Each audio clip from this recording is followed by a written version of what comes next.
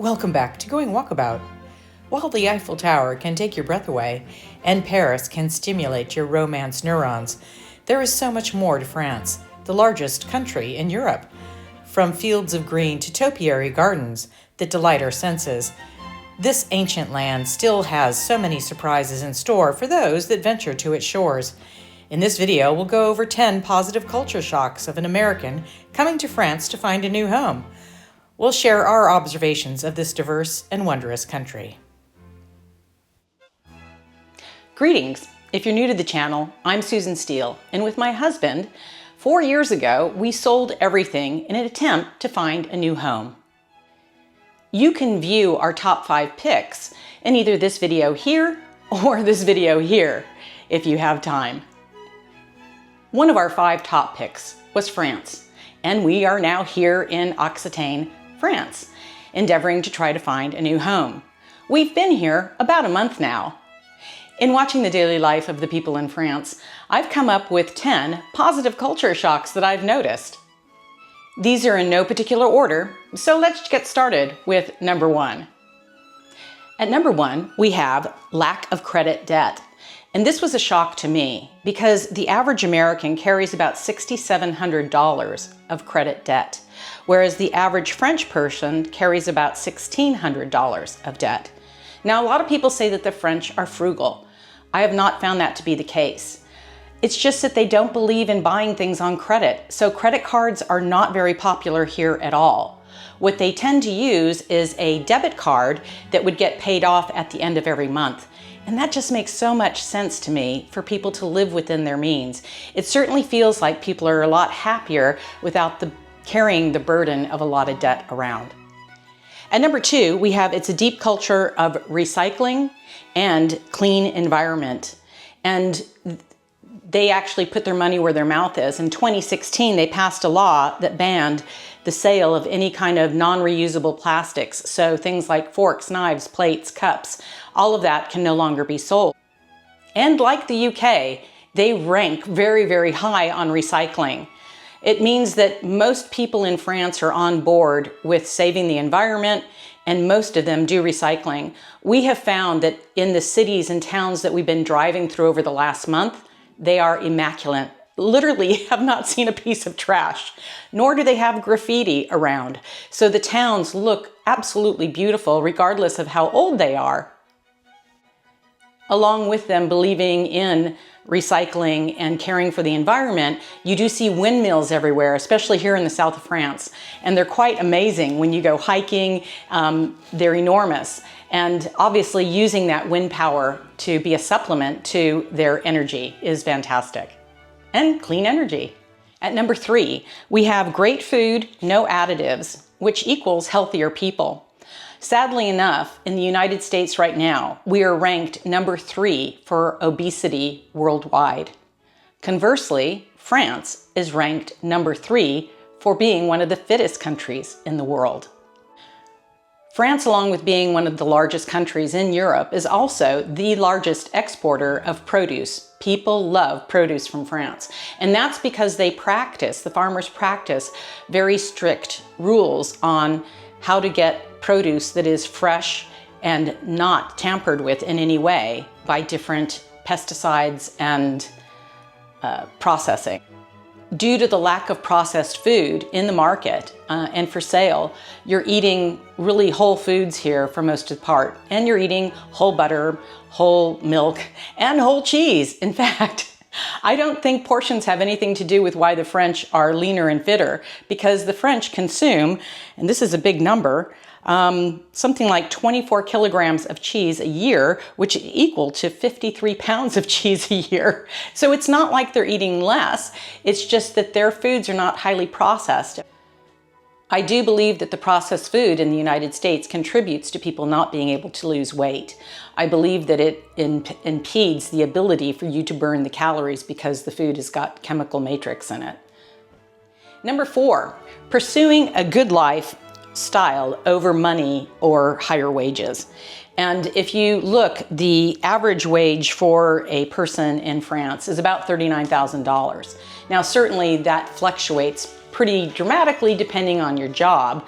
And you can see over here, doctors and things of that nature are paid at one rate.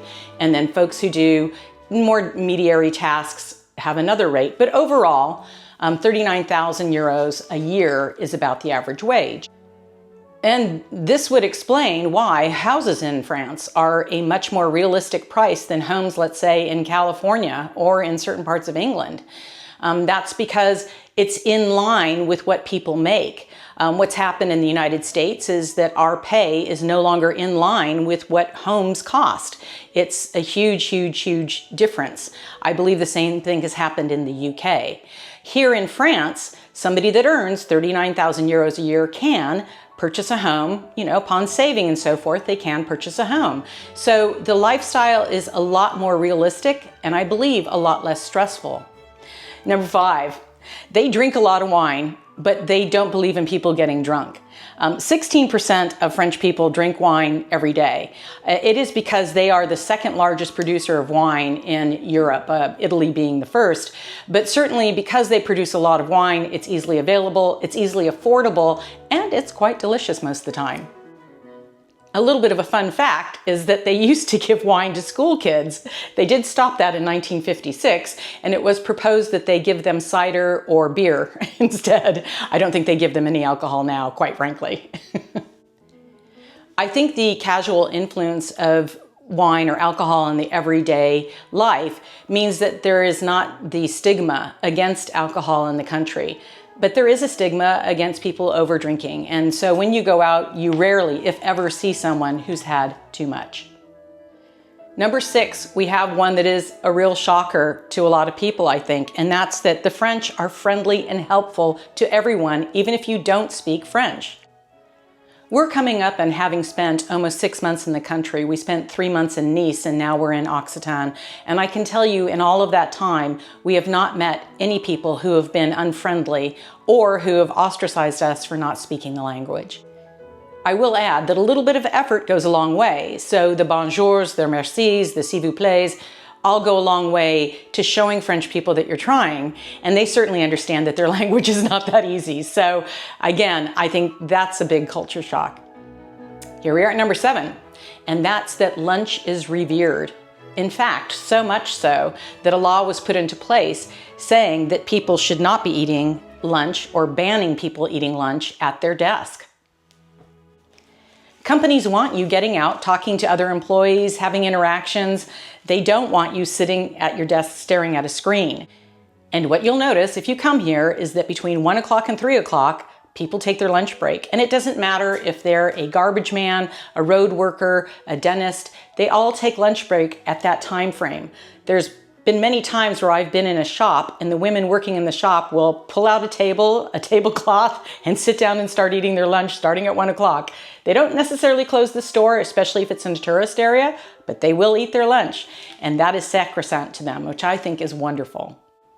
In addition, they're not big on eating on the run, eating while they're driving, things of that nature. They have a lot of places on the highways here for people to stop, sit down, and actually eat their lunch. And people do, and I think that's wonderful. Number 8, Sundays are quiet days for them. Sundays are family days. And I can remember in the 60s and 70s in the United States, this used to be true. Sundays used to be pretty much everything was closed other than maybe the gas station and the grocery store. Well, in France, especially in the south of France, it is still like that. Mostly everything is closed on Sunday. The French are big believers and you work 6 days and you have a day off. And the majority of people take Sunday off.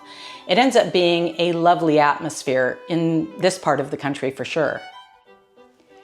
While you can go to the grocery store, they are on limited hours. And most other stores, they're completely closed. So you go out and take a walk or look at the canals. It's a wonderful way to spend a day off with your family. At number 9, we have vacations are a true time off, and maternity leave is shockingly long. All employees are entitled to 25 days off a year. That comes out to about a month.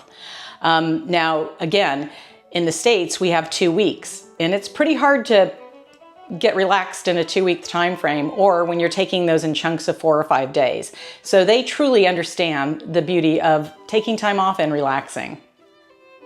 And I think they get how stressful having a baby can be, because maternity leave is 16 weeks a year. Usually women can take 6 weeks off just before they have the baby, and then 10 weeks off after they have the baby. And if a woman is having her third child, she gets 26 weeks off. And if she's having triplets, she gets 46 weeks off. So I think they really understand motherhood. At number 10, we have healthcare is a right, not a privilege. And this particular issue is a political football in the United States, where I'm from. Sadly enough, if you are to lose your job in the United States, you would lose your health insurance. The stress of that is so overpowering for many people.